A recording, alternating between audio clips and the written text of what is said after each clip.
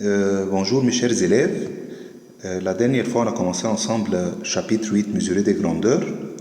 On a expliqué ensemble qu'est-ce que ça veut dire une grandeur physique. Et on a dit une grandeur physique, c'est un phénomène naturel, comme la vitesse, comme la force, comme par exemple la température. Et on a dit pourquoi on a besoin de mesurer ces grandeurs physiques. La réponse c'était juste pour contrôler les objets techniques. Et là, on va rentrer un petit peu dans les détails. On veut savoir juste comment l'objet technique voit la grandeur physique. Tout simplement, l'objet technique voit la grandeur physique comme étant une sorte d'information. C'est une information pour lui. Alors j'ai écrit en fait une petite remarque là. Une grandeur physique est une sorte d'information de point de vue de l'objet technique. L'objet technique regarde en fait la grandeur physique comme étant une information. Prenons un exemple, un thermomètre digital qui affiche la température sur un écran traite la température, qui est la grandeur physique en question, comme étant une information. Là, c'est le thermomètre digital. Qu'est-ce que ça veut dire thermomètre digital? C'est juste un thermomètre qui mesure la température, mais il affiche en fait la mesure en des chiffres. Là, c'est 19,8 degrés Celsius. En fait, c'est relié avec un fil, et à la fin, il y en a une petite pièce métallique, c'est la sonde qui est en contact avec l'air, qui mesure la température. C'est le capteur, en fait. Ça, c'est le capteur. On l'appelle sonde. Comment l'objet technique, là, traite la température ou bien la grandeur physique? C'est juste une information pour lui. La deuxième partie là, ou bien la deuxième question, quelles sont les deux natures des informations associées avec les grandeurs physiques? Donc, ces informations là, est-ce qu'on peut les classer? Oui, on peut les classer en fait en deux natures, nature logique et nature analogique. La nature logique de l'information, c'est une information qui peut avoir seulement deux valeurs. Logique 1 et logique 0. Je vais vous dire qu'est-ce que ça veut dire logique 1, logique 0. Si on parle d'une grandeur physique ou bien d'une information, comme la présence de quelqu'un dans un endroit, on a seulement deux options. Ou bien la personne est présente, ou bien la personne est absente. S'il est présent, on va appeler ça logique 1. S'il est absent, on va appeler ça logique 0. Donc, c'est une information logique sur une grandeur physique logique. La porte ouverte ou fermée, deux options pour porte ouverte ou bien fermée. Appui d'un bouton poussoir, ou bien j'ai appuyé sur le bouton ou non. Il n'y a pas d'autre option, ce sont juste deux valeurs. Une température inférieure ou supérieure à 10. En fait, ou bien la température est inférieure à 10, ou bien supérieure à 10. Deux options, deux valeurs, ou bien logique 1, ou bien logique 0. Et deuxième nature de l'information, c'est la nature analogique de l'information, c'est-à-dire c'est une information qui peut avoir une infinité de valeurs. Comme quoi? Comme par exemple la température en général, le degré de température. Ça change tout le temps. Aujourd'hui c'est 10, demain c'est 15. Entre 10 et 15, il y en a aussi plusieurs valeurs. Donc, c'est une information analogique. La force, on a pris ensemble un chapitre en physique sur la force. C'était mesuré en Newton. On a dit la force doit avoir une valeur. C'est en Newton. La force change tout le temps. 10 newtons, 100 newtons, quoi que ce soit la valeur. La vitesse en mètres par seconde, l'unité du système international, ça change tout le temps. La pression en pascal, ça change tout le temps. La position angulaire en degrés, c'est-à-dire quoi la position angulaire? Supposons qu'on a un moteur qui tourne. S'il fait un seul tour, il va faire combien de degrés? 360. De 0 degré à 360, il y en a quoi? Une variété de degrés. 1, 2, 3 jusqu'à 360. Même il y en a 1,5 aussi. Donc une infinité de valeurs. L'intensité de la lumière l'intensité de la lumière. En lux, l'unité c'est le lux. Même l'appareil qui mesure l'intensité de la lumière s'appelle le luxmètre. Ça change tout le temps. Le matin, on a une intensité différente de celle de la nuit ou bien de l'après-midi. La longueur en mètres, ça change tout le temps. 10 mètres, 15 mètres, 10,5, quoi que ce soit la valeur, une variété, donc c'est une information analogique. Très bien. Maintenant, on passe à une autre question. Quels sont les 3 genres de composants inventés par les humains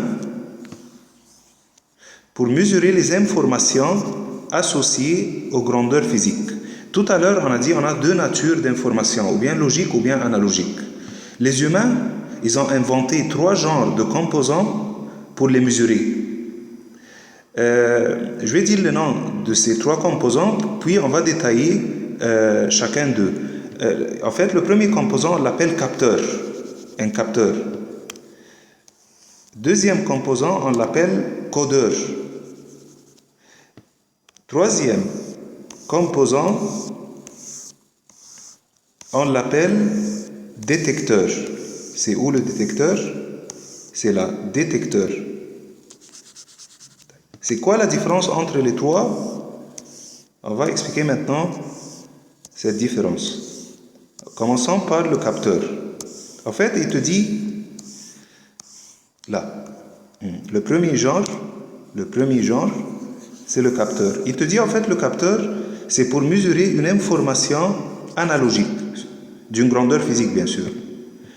Comme par exemple le capteur de température. Ça, c'est une sorte de capteur de température. On a là le truc en noir, on l'appelle la thermistance. La thermistance, thermomètre, tout ça, il y a le préfixe THERM, c'est pour désigner quoi? La température. Alors, thermistance, c'est une résistance qui change avec la température. En fait, ça, c'est la sonde, ou bien c'est la partie en contact avec l'air qui mesure la température. Donc, ça, c'est l'entrée du capteur. Et il y en a d'autres composants électroniques sur ce petite plaque-là. OK. Et à la fin, on a 3 broches. C'est pas très important les détails, mais à la fin, à la sortie, j'ai une tension en millivolts. Ça, c'est un signal. Fais attention, c'est un signal électrique en millivolts. Je peux même la calculer avec quoi? Avec le voltmètre. Là, c'est un petit croquis du capteur. Regardez, l'entrée du capteur, c'est une information analogique. Donc, on trace sur l'axe des abscisses le temps, sur l'axe des ordonnées la température. On a une courbe qui change tout le temps, 20 degrés, 30, etc. Entre 20 et 30, il y en a d'autres valeurs. Ça, c'est l'entrée du capteur. À la sortie, on a un signal analogique ou bien signal électrique analogique directement proportionnel avec l'information. Donc, on trace l'axe du temps ou l'axe des ordonnées, c'est la tension U en millivolts. Quand, par exemple, la température était 20 degrés, alors la tension était 2 millivolts. 30 degrés Celsius, 3 millivolts. Et bien, la tension change selon le degré de température. Ça, c'est le capteur où c'est utilisé pour mesurer une grandeur physique analogique. Très bien. Le deuxième genre, c'est ce qu'on appelle un codeur. Le codeur, en fait, c'est un composant inventé spécialement pour mesurer la position angulaire. C'est-à-dire quoi la position angulaire? L'angle. On a dit tout à l'heure, l'angle peut changer de 0 jusqu'à 360 degrés. Le codeur, c'est un composant qui donne un code binaire. On va voir que ça veut dire code binaire ou bien code numérique. Code binaire ou code numérique sur l'angle ou bien la position. Mais pourquoi on a besoin de mesurer la position angulaire? Prenons un exemple. Là, c'est un petit système. J'ai un moteur. Ça, c'est un moteur. Celui-là, c'est un moteur. Et là, j'ai fixé en fait, avec l'axe de rotation du moteur, le codeur, qui donne l'information sur la position angulaire du moteur. À la fin, de l'autre côté, en fait, on a quoi? On a l'axe de rotation relié avec un plateau pivotant qui tourne là. C'est un système, un petit système. Maintenant, on veut savoir l'angle. Est-ce que c'est 0 degré, 45, 135, 90, c'est quoi exactement? Les gens, en fait, ou bien les ingénieurs, ils étaient très intelligents. Ils disent, en fait, j'ai pas besoin, en fait, de mesurer le degré précis, en fait. Non, j'ai pas besoin de mesurer le degré précis. Qu'est-ce que je vais faire? Alors, je vais, en fait, répartir les 360 degrés en 8 régions. 360 divisé par 8, il va me donner 45 degrés. Et ils disent, en fait, de 0 à 45, si par exemple le moteur tourne de 0 à 45, je vais appeler ça zone numéro 1. De 45 à 90, je vais appeler ça zone numéro 2. 90 à 135, zone 3. 135 à 180, zone 4. 180 à 225, zone 5. 225 à 270, zone 6. 270 à 315, zone 7. 315 à 360, zone 8. Pourquoi ils ont fait ça? Pour simplifier le système. Mais je pense que tout le monde n'a pas compris ce que ça veut dire zone. De 0 à 45, c'est zone 1. De 45 à 90, c'est zone 2. Mais qu'est-ce que ça veut dire, monsieur? Pour mieux, en fait, expliquer cette partie-là, on va rentrer dans les détails du codeur.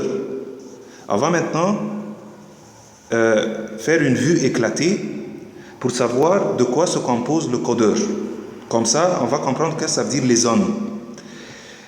Regardons ensemble le codeur,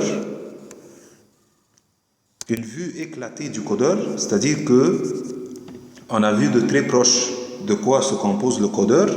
On a vu ensemble que le codeur se compose de trois composants principaux en fait. Ce sont quoi ces trois composants principaux?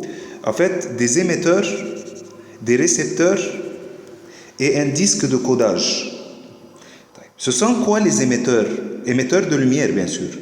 Alors, ce sont 3 DEL. Regardons ensemble, DEL1, DEL2, DEL3. Ce sont 3 DEL, toujours allumés, qui émettent la lumière.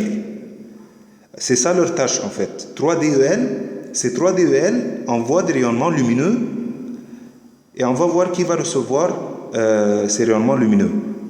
DEL1, DEL2, DEL3. L'autre côté, on a 3 récepteurs de lumière, R1, R2, R3. En fait, le récepteur de lumière, c'est un composant à la fin, c'est un composant qui s'appelle photodiode. Mais moi, je ne veux pas en fait rentrer dans les composants électroniques parce qu'ils sont trop compliqués pour des élèves en troisième. Mais à la fin, il y en a un composant comme celui de la télévision qui reçoit les rayonnements infrarouges. C'est un récepteur de lumière. On l'appelle photodiode. Alors, on a 3 là, R1, R2, R3. Ces 3 récepteurs reçoivent quelle lumière? Ils reçoivent les lumières des 3 DEL, DEL1, DEL2, DEL3. Là, j'ai aussi quoi? Quelque chose en noir. C'est un disque en plastique, troué. On va voir pourquoi ils ont troué ce disque de cette façon-là. Celui-là, on l'appelle disque de codage. C'est écrit même là, disque de codage. Ce disque de codage, en fait, est fixé avec l'axe de rotation du moteur. Donc, le disque de codage tourne avec le moteur. Regardons dans ce cas-là, par exemple. La DEL numéro 1, un instant. La DEL numéro 1 envoie la lumière. Regardons ensemble. Ça envoie la lumière. Et il en a un trou là. Donc, la lumière peut passer. L'autre côté, le récepteur a reçu la lumière. Donc, il va avoir une tension de 5 volts. Cette tension de 5 volts, je vais l'appeler logique 1. Regardez, je vais l'appeler logique 1. Très bien. La DEL numéro 2 a envoyé toujours la lumière. La lumière a passé à travers toujours le trou numéro 2. Le receveur ou bien le récepteur numéro 2 a reçu la lumière, donc on a un autre logique 1. DEL numéro 3, il émet la lumière parce que les 3 DEL sont toujours allumés, mais fais attention, la lumière est bloquée là. Donc le récepteur numéro 3 n'a rien reçu, il a un signal de logique 0. Regardez là, 1, 1, 0, 1, 1, 0. J'appelle le 1, 1, 0 une information numérique. Regardez là, une information numérique. R1, c'était 1, c'est-à-dire 5 volts. R2, 5 volts. R3, 0 volts, logique 0. Donc 1, 1, 0, j'appelle ça une information numérique ou bien une information binaire. Pourquoi le mot binaire? Bis, c'est-à-dire 2. En fait, chaque bit, j'appelle ça bit. Chaque bit peut avoir ou bien la valeur 1 ou bien la valeur 0. Donc cette information binaire se compose de 3 bits. 1, 1, 0 sur les 3 récepteurs. C'est quoi l'intérêt en fait de faire les trous? Regarde, le disque de codage tourne tout le temps. Quand il tourne, en fait, il va rencontrer quoi? D'autres associations de trous, comme celui-là. En fait, ça représente un autre code. Chaque 45 degrés, on a un code différent de l'autre. Ce code-là représente à la fin la position angulaire du moteur. Si on regarde de l'autre côté, là, j'ai écrit en fait les 8 possibilités que l'on peut avoir sur les 3 récepteurs R1, R2, R3. En fait, toi, tu as 3 récepteurs R1, R2, R3. R1, R2, R3. Ok? Essaye sur un bout de papier, en fait, d'écrire en fait toutes les valeurs possibles de ces 3 récepteurs. Vous allez trouver en fait 0, 0, 0, 0, 0, 1, 0, 1, 0, 0, 1, 1, 1, 0, 0, 1, 0, 1, 1, 1, 0, 1, 1, 1. En fait, chaque association ou bien chaque information binaire correspond à une zone. En fait, c'est la zone qu'on a citée tout à l'heure, c'est-à-dire de 0 à 45 degrés, c'est la zone numéro 1. Alors, le code binaire donné, ça sera 0, 0, 0, celui-là. Zone 2, 0, 0, 1, ça correspond à la position angulaire de 45 à 90. Zone numéro 3, avec le code 0, 1, 1, ça correspond à l'angle de 90 à 135. Qu'est-ce que j'ai fait en fait? J'ai simplifié le problème. En fait, qu'est-ce que j'ai fait? J'ai réparti les 360 degrés en 8 zones. Donc, j'ai combien de possibilités? 8. Très bien. J'appelle ça quoi? Un codeur. Alors, le codeur consiste de 3 composants principaux. C'est quoi? L'émetteur, le récepteur et le disque de codage.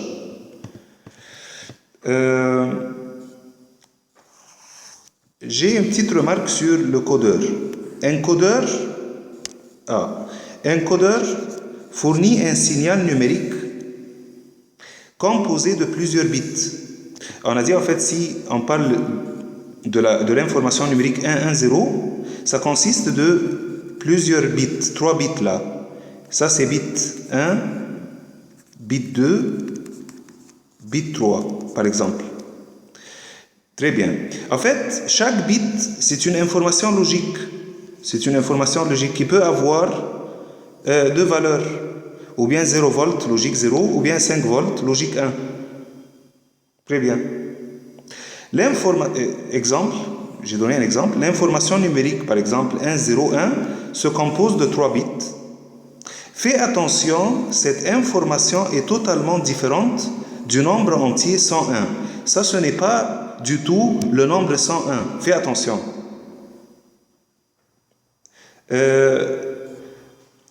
Chaque 8 informations logiques, on les appelle octets. Fais attention, si tu as 8 bits qui se suivent, on appelle ça octet. En anglais, on appelle ça byte. Fais attention, le langage des réseaux, c'est l'octet.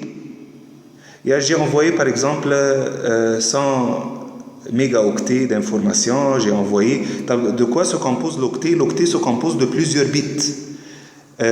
Combien de bits? 8. Si tu comptes, tu vas trouver 8 bits. On appelle ça une information binaire. Information binaire. Ou bien une information numérique. C'est la même chose. Très bien. Ça, c'était le codeur. On a cité jusqu'à maintenant 2 genres de composants qui mesurent des informations sur des grandeurs physiques. Le premier genre, c'était quoi? C'était le capteur. Le capteur, c'est pour mesurer quoi? Une valeur analogique ou bien une grandeur physique analogique. Deuxième chose, le codeur. Le codeur est conçu spécialement pour mesurer quoi? La position angulaire. Et la position angulaire, c'est à la fin une valeur analogique toujours. Troisièmement, on a un composant qui s'appelle le détecteur. Le troisième genre de composants qui mesure des informations sur des grandeurs physiques, logiques maintenant, ce sont les détecteurs. Un détecteur mesure une information logique, comme par exemple la présence de quelqu'un. Et il fournit un signal numérique, toujours numérique, mais composé seulement d'un seul bit. On appelle ce signal numérique composé d'un seul bit signal logique. On appelle ça signal logique. Donc le détecteur, c'est proche du codeur, mais le codeur donne à la fin un signal numérique composé de plusieurs bits. Mais le détecteur, il donne seulement un signal logique constitué d'un seul bit. Prenons un exemple pour faciliter la vie un petit peu. Si tu rentres dans le supermarché, en fait, la porte s'ouvre automatiquement. Comment? Il y en a, en fait, un détecteur qui s'appelle détecteur de présence. Détecteur de présence. C'est ce composant-là. Le nom en anglais, PIR sensor, Passive Infrared Sensor. En fait, ton corps, il envoie des rayonnements infrarouges. Le détecteur maintenant, on va l'appeler détecteur. Le détecteur, il peut détecter en fait ces rayonnements infrarouges qui viennent de ton corps. Donc, fais attention, on va tracer la grandeur physique logique maintenant, la présence d'une personne, comme ça. De 0 secondes à 5 secondes, tu étais absent, logique 0. De 5 secondes à 15 secondes, tu étais présent, logique 1. Puis tu es parti là de la place, donc de 15 jusqu'à la fin, c'est logique 0. Ça, c'est la présence d'une personne. Le détecteur mesure une grandeur physique logique ou bien une information logique.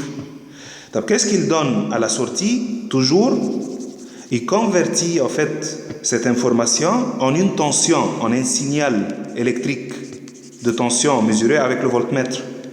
Donc, regardons l'allure de quoi? Du signal de tension. De 0 à 5, la tension était 0 volts. On appelle ça logique 0. De 5 à 15, on avait 5 volts, logique 1. Très bien. De 15 jusqu'à la fin, on a 0 volts, logique 0. Si tu regardes en fait la courbe, tu vas trouver seulement 2 valeurs. Signal logique, 2 valeurs. La dernière chose qu'on a appris ensemble là, c'est le détecteur qui est en fait un composant qui mesure une information logique qui peut avoir 2 valeurs seulement et il donne une tension qui peut avoir 2 valeurs ou bien 5 volts logique 1 ou bien 0 volts logique 0. Je sais que la leçon est un petit peu compliquée cette fois-ci là, mais c'est ça le programme en fait de technologie. Donc merci parce que vous avez suivi le cours et à la prochaine dans d'autres vidéos.